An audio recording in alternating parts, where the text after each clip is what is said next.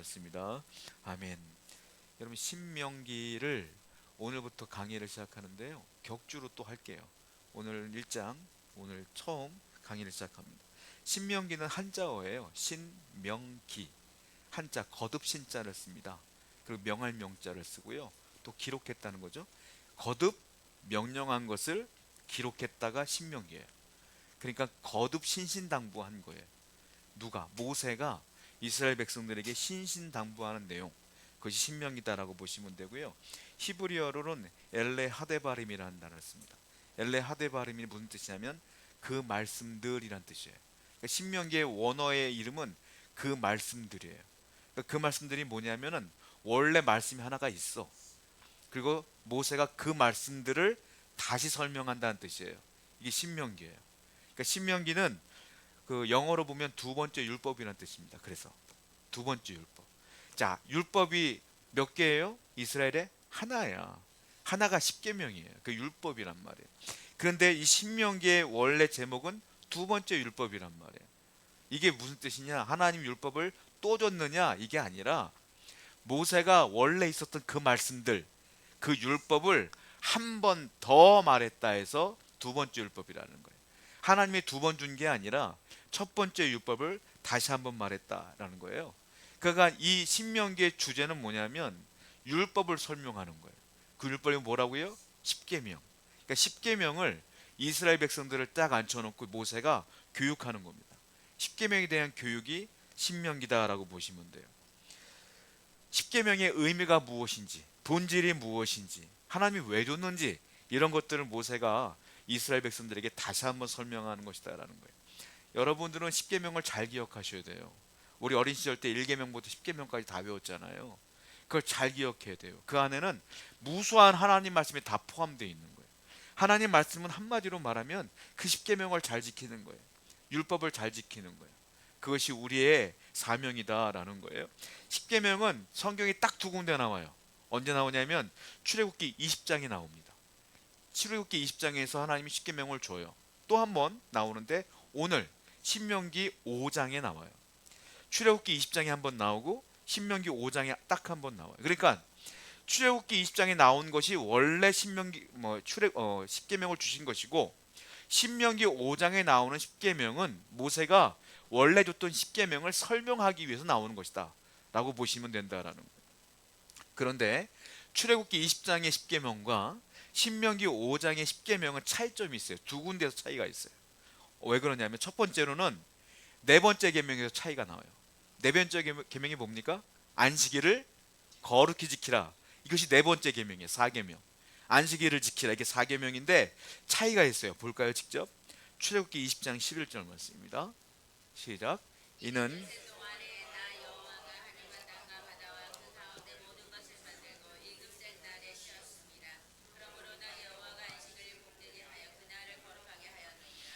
그날을 거룩하게 했으니까 너희들이 그 안식일을 지켜야 된다고 하시는 거예요. 이게 안식일을 거룩히 지키라 10계명인데, 이 안식일을 지키라고 하는 원인이 있어요. 동기가 있어요. 왜 그러냐면 여기 뭐라고 했어요?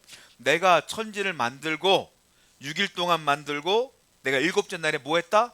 쉬었다. 내가 쉬었으니까 너희들도 일곱째 날에 쉬면서 나에게 예배하라. 이게 안식일이다 라는 거예요. 그러니까 안식일을 지키라고 했던 동기가 뭐냐면 하나님이 천지를 창조했기 때문이다 이런 거예요. 창조가 동기야. 창조가 동기예요. 그런데 신명기 말씀은 동기가 달라져요. 한번 볼게요. 신명기 5장 15절 말씀이에요. 시작. 너는 기억하라.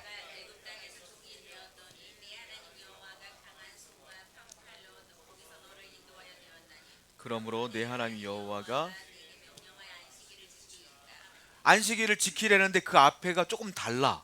앞에는 뭐라고 했어요? 너는 기억하라. 애굽 땅에서 너희를 구원하신 하나님을 기억하라.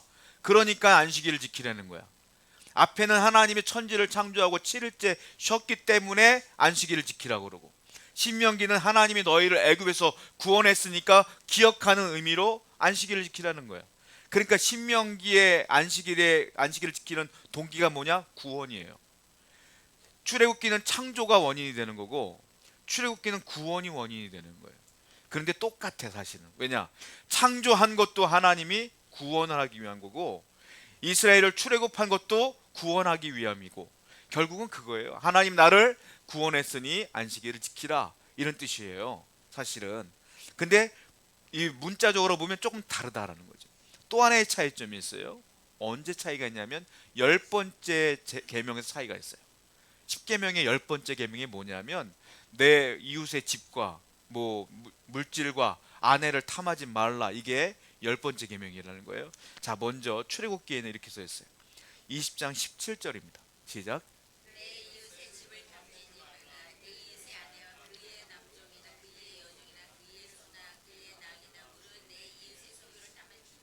내 이웃의 아내를 탐내지 말라, 내 이웃의 집을 탐내지 말라, 이게 10번째 계명이에요. 탐내지 말라, 탐욕에 관한 말씀이라는 거예요. 근데 신명기는 조금 달라요. 내용은 똑같은데 조금 달라요. 자, 신명기 5장 21절입니다. 시작.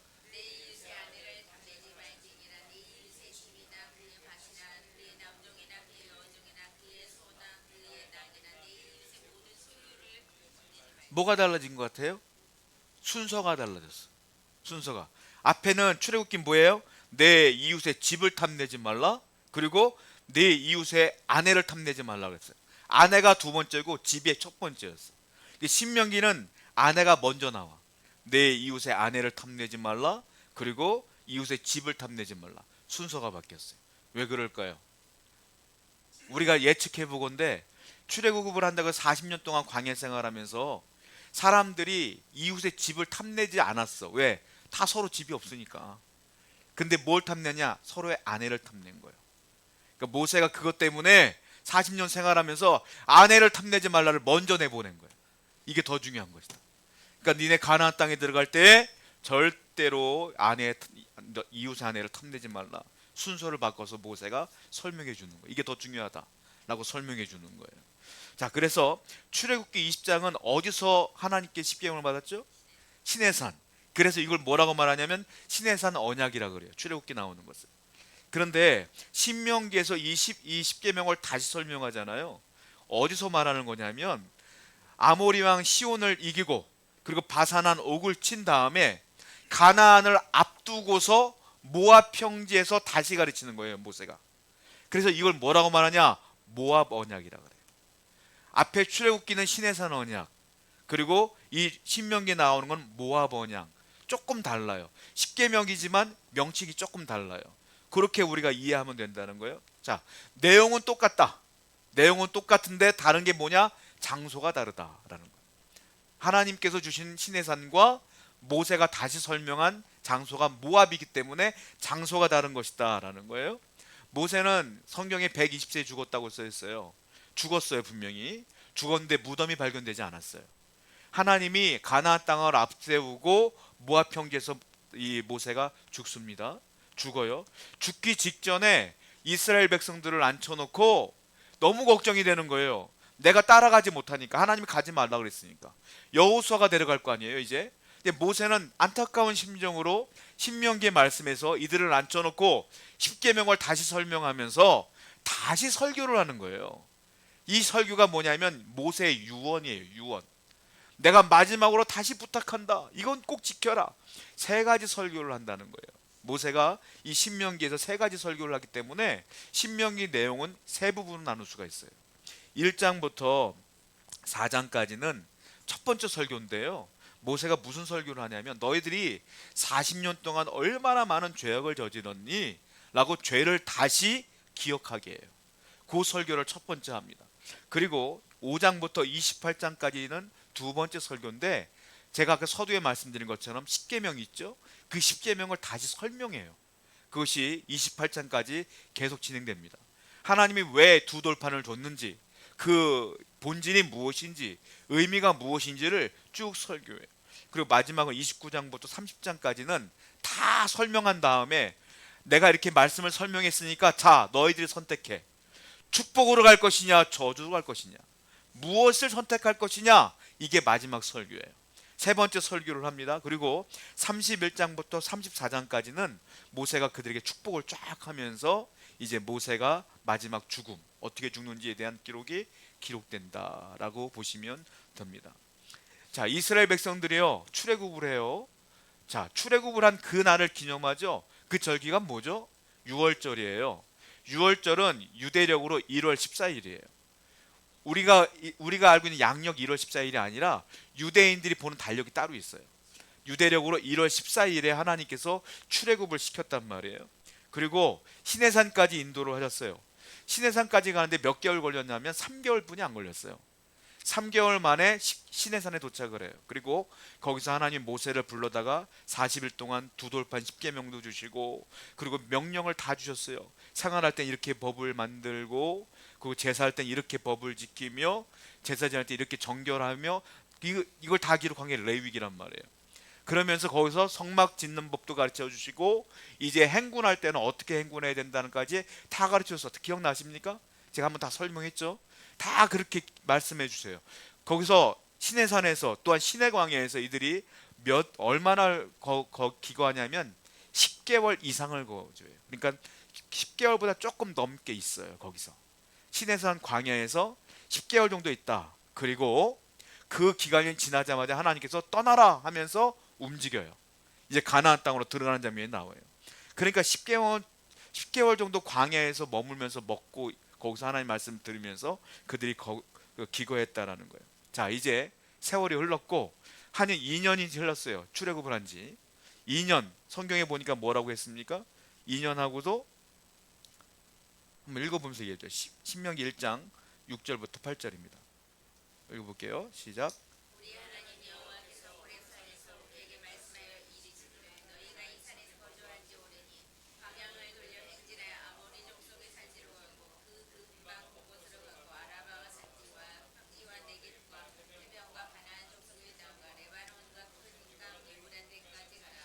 내가 너희 조상 아브라함과 이삭과 야곱에게 맹세하여 그들과 그들의 후손에게 주리라 한 땅이 너희 앞에 있으니. 자, 하나님 명령이 떨어져요. 이제는 시내산을 떠나라. 내가 너희들에게 명령할 땅으로 가라 했는데, 오늘 본문 읽어보면 아시겠지만 그때가 언제냐면은 출애굽을 한 지 2년 2월 20일 그때 출발을 한단 말이에요. 그때까지 딱 있다가 출발을 하는 거예요. 출발을 합니다. 이제 출애굽한 지 2년이 지난 거예요. 2년째 되는 날, 2년이 되자마자 가는 거예요. 이제 하나님께서 가래요. 10개월 만에 하나님께서 변화를 요구한 거예요.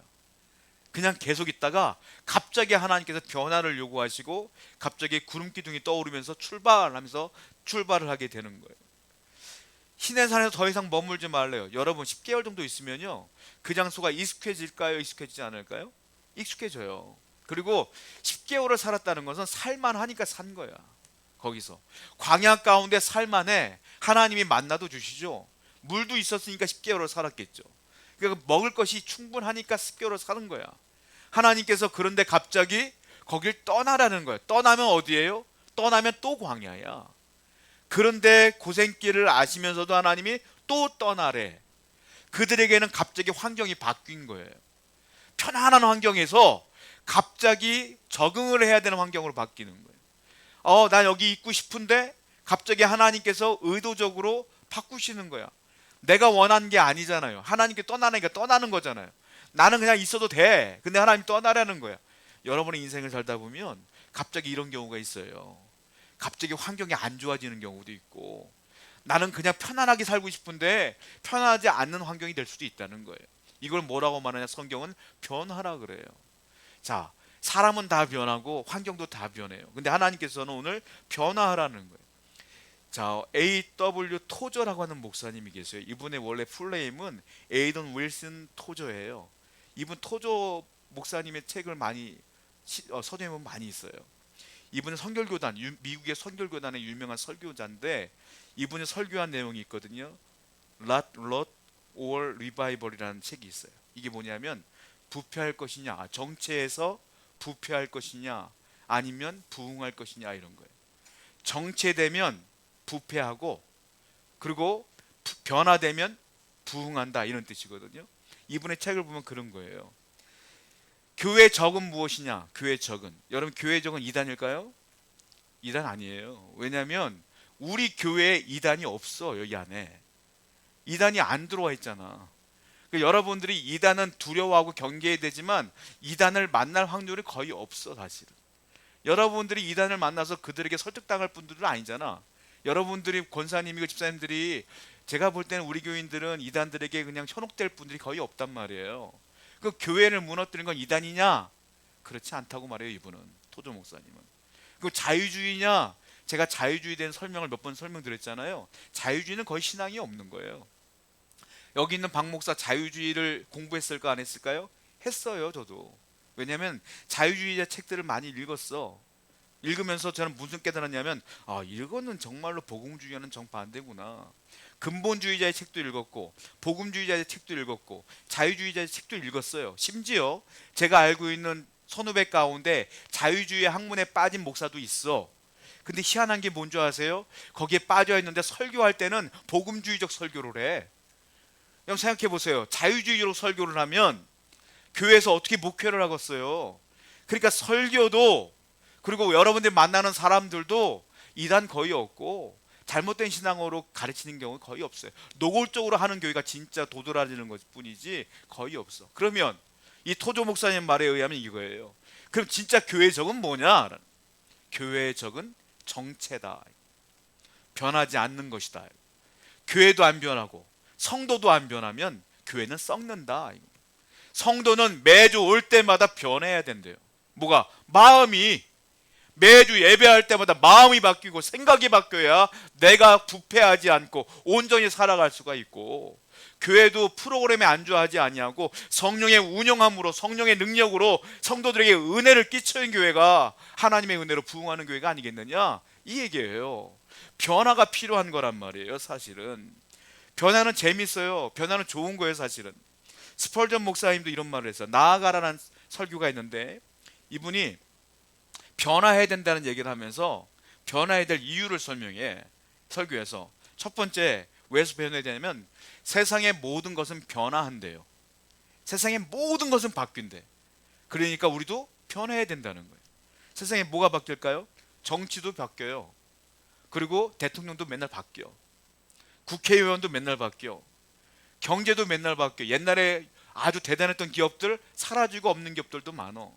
계속 바뀌어. 이름도 몰랐던 기업들이 갑자기 세계적인 기업 된 경우도 많아. 그렇게 바뀐다는 거예요. 문화도 바뀌어. 문화도 바뀌고 노래도 바뀌고 다 바뀐다는 거예요. 날씨도 바뀌어요. 온도도 바뀌어. 계속 바뀌어.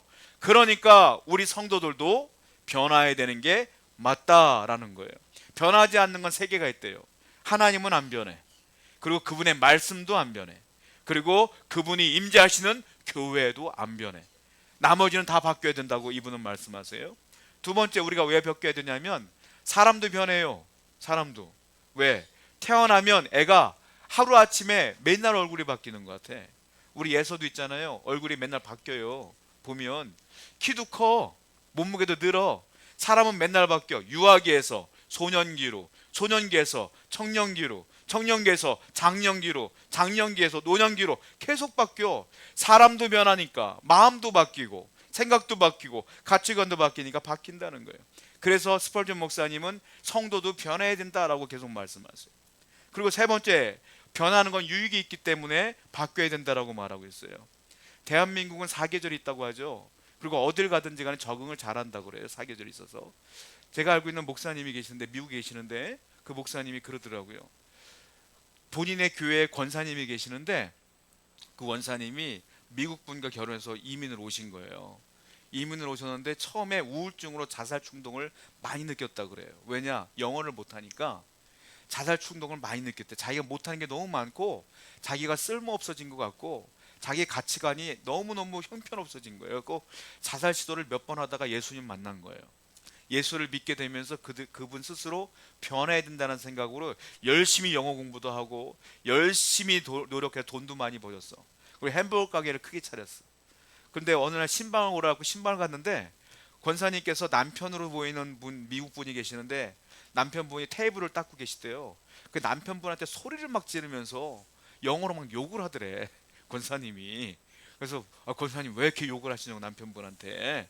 그랬더니 막 버럭하면서 얘기하시는 거야. 울분을 토하시는 거야. 목사님, 제가 처음 시집 왔을 때 저 남자가요, 저 영어 못한다고 얼마나 구박하고 얼마나 모욕적인 말 하는지 아세요? 제가 이제 경제권이 생겨서 이 햄버거 가게 제 거고요. 제 햄버거 가게에서 일하는 거예요, 그냥. 그러니까 제가 이렇게 말해도 돼요. 막 얘기하는 거예요. 그러니까 급변한 거죠. 주눅 들어있던 이 여인이 갑자기 너무 와일드하게 바뀐 거야. 그리고 목사님이 권사님 그래도 욕은 하지 마세요. 그러고 왔대. 여러분, 그 원사님 만약 안 변했으면, 솔직히 안 변했으면 세상 사람이 아니었을 거예요. 변했기 때문에 산 거지. 사람들은 변해야 될 충분한 이유가 있어요. 변화하면 진보하고, 진보하면 또 내게 새로운 일들이 벌어지는 거예요. 변화가 그런데 다 좋냐? 다 좋지는 않아요. 다 좋지는 않아요. 갈수록 태산이라는 말이 있어요. 태산 같은 산 하나 넘어갔는데 또 태산 같은 게 또 하나 있네. 이 갈수록 태산이야. 변했다고 생각하는데 또 다른 것들이 있는 거예요. 그러니까 변화가 다 좋은 게 아니야. 잘한 좋은 의도로 변한 건 좋은데 잘못된 의도로 변하는 건 좋지가 않아요. 자, 성경에서 변화라고 하나님께서 말씀하시는 거예요. 이제 신의 산을 떠나라, 바뀌어라 이거예요. 그런데 좋은 변화는요, 특징이 있어요. 첫 번째 어떤 특징이 있냐면, 누가 떠나라 그랬어요? 하나님이 떠나라 그랬어. 자, 우리의 삶의 변화에 좋은 변화는 뭐냐? 하나님의 인준이 있어야 돼. 다른 말로 하나님의 허락이 있어야 돼. 여러분들의 상황이 급변하고 상황이 안 좋아지고 내 삶 가운데 어려움이 딱 닥쳐올 때 사람들은 긴장도가 높아지면서 내 힘과 능력으로 어떻게든 방법을 찾아보려고 그래요. 그런데 성경은 누누이 말하는 거예요. 그러지 말라. 하나님의 인준이 있어야 된다. 하나님의 허락이 있어야 된다라고 오늘 본문을 얘기하는 거예요. 자, 변화는 좋은 거지만 어떤 변화가 좋은 거냐? 하나님의 허락을 먼저 맡아야 된다. 그러니까 여러분들이 어려울 때마다 힘들 때마다 뭘 해야 될까요? 기도를 하셔야 돼요. 하나님의 허락이 떨어져야 내가 움직일 수 있어요. 또 보세요. 성경 보겠습니다. 신명기 1장 6절입니다. 시작. 우리 하나님 여호와께서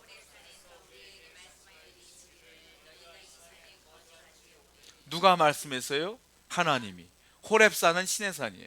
거기서 하나님께 말씀하신 거예요. 너희가 오랫동안 여기 머물러 있으니 이제는 떠나라.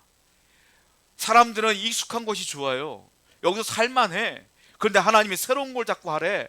그리고 부담스럽고 두렵고 염려가 되겠죠. 그래도 하라는 거예요. 왜? 하나님이 인준이 있고 하나님의 허락이 있으면 다 뜻이 있는 거예요.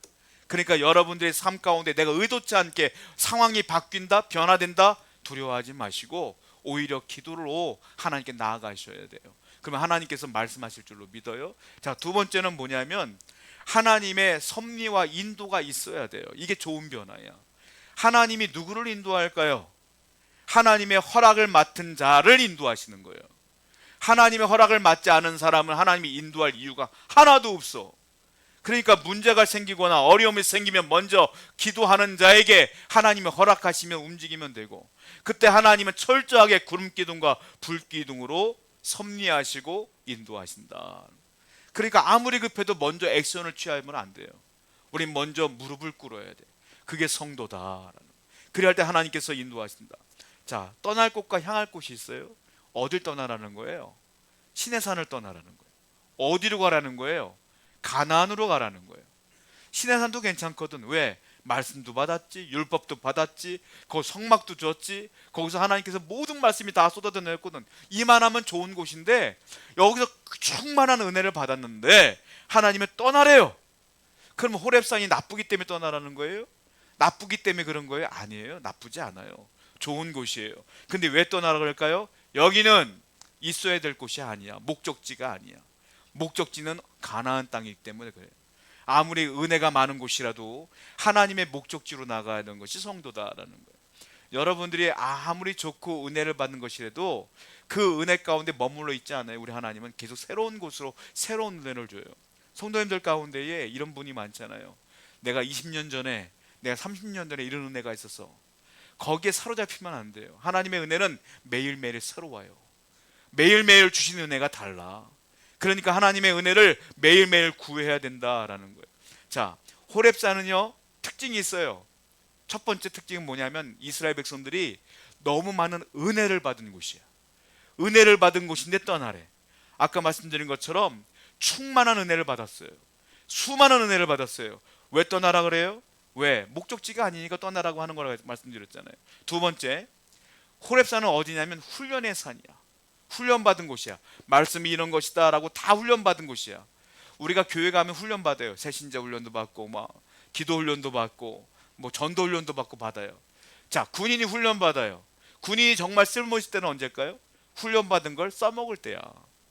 군인은 훈련받고 끝내는 게 아니라 전쟁을 치러야 되는 거예요. 하나님께서는 시내산에서 은혜를 주신 은혜가 뭐냐면 다 훈련의 은혜야. 훈련받았어. 그럼 어떻게 돼요? 이제 훈련을 실질적으로 사용해야지. 사용할 곳이 어디냐? 거기가 가나안이라는 거예요. 근데 이스라엘 백성들은 몰라. 모르기 때문에 여기가 좋사오니 하는 거예요. 하나님은 여러분들이 훈련받는 것으로 끝나는 것이 아니라 훈련받는 것을 기반으로 해서 살아내기를 원하시거든요. 기도 훈련 받았으면 기도하셔야 돼요. 선교 훈련 받았으면 선교지에서 선교를 하는 거예요. 목사님들 선교 훈련 받거든요. 우리 교단에서 선교 훈련 받아요. 선교 훈련을 거의 1년 넘게 받아요. 받으면 가만히 있는 게 아니야. 받았으면 파송돼.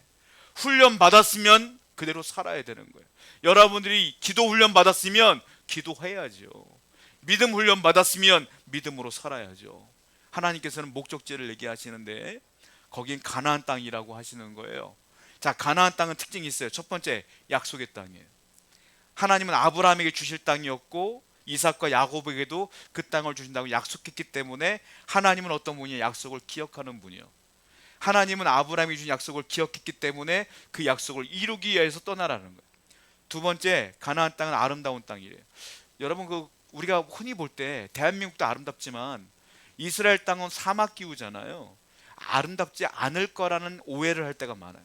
제가 여름 수련회 때 설교한 적이 있어요. 사해바다 위에 엔게디 광야가 있는데 너무 아름답다고 설명드렸죠. 그리고 제가 얼마 전에 그 여행 프로그램 가운데에 TV 가운데 요르단 여행하는 걸 본 적이 있어요. 요르단이 이 모압 평지에 있는 땅이거든요. 요르단 갔더니 보여주는데 깜짝 놀랐어. 지구 같지가 않아. 우주 같아. 화성 같아. 막 너무 아름다운 거야. 처음 보는 풍광인 거야. 실질적으로 영화 듄이라는 영화를 그 요르단에서 찍었대요. 그러니까 너무너무 아름답더라고. 하나님이 뭐라고 그랬어요? 그 땅은 아름답다고 그랬거든. 아름다우니까 거길 가자는 거야. 하나님께서. 보세요. 신명기 4장 22절입니다. 시작.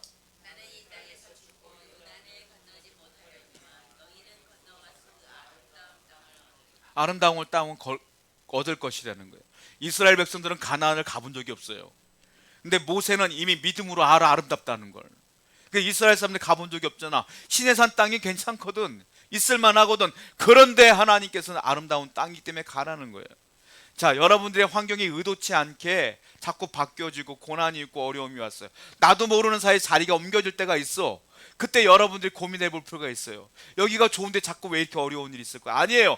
더 좋은 데가 있기 때문에 하나님이 그러시는 거예요. 거기는 아름다운 땅이 난 가본 적이 없기 때문에 난 두려운 것뿐인 거예요. 믿음으로 바라보시면 다 이유가 있다라는 거예요. 세 번째, 가야 될 곳인데 그 가나안 땅은 어떤 곳이냐? 부요하대요. 신명기 6장 11절입니다. 시작. 내가 채우지 아니한 아름다운 땅, 네가 심지 아니한 포도원과 감람나무를 차지하게 하사 네가 배불리 먹게 하실 때, 네가 배불리 먹을 땅이야. 거기가 아름다운 땅이야. 우리는 몰라, 가본 적이 없으니까. 근데 자꾸 상황이 자꾸 그렇게 되네. 어려운 상황으로 자꾸 바뀌네. 가보시면 돼. 그냥 하나님이 어렵게 만드시면 어렵습니다 하고 기도하면 가보시면 돼. 가보시면 거기가 풍요의 땅이요 아름다운 땅인 것을 그제서야 알게 될 줄로 믿습니다. 하나님은 다 이유가 있기 때문이라는 거예요. 마지막으로 가나안 땅은 어떤 곳이냐면 승리의 땅이기 때문에 가라는 거예요. 성경 봐요. 6장 18절 19절입니다. 시작. 여호와께서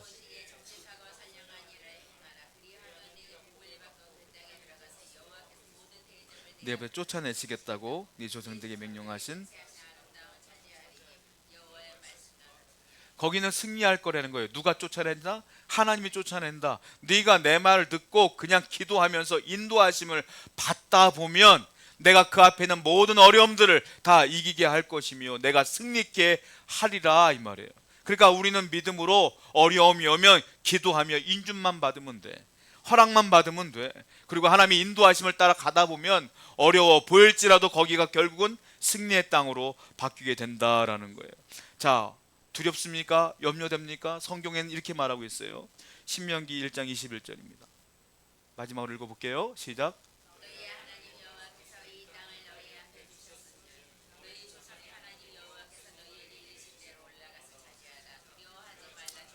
마지막으로 한 말이 뭐예요? 두려워하지 말라, 주저하지 말라. 두려우니까 주저하게 되겠죠. 그러나 두려워하지 말래요. 왜? 하나님이 허락한 것이라면, 하나님이 인도하시는 곳이라면 반드시 여러분에게 승리가 있을 줄로 믿습니다. 기도하겠습니다.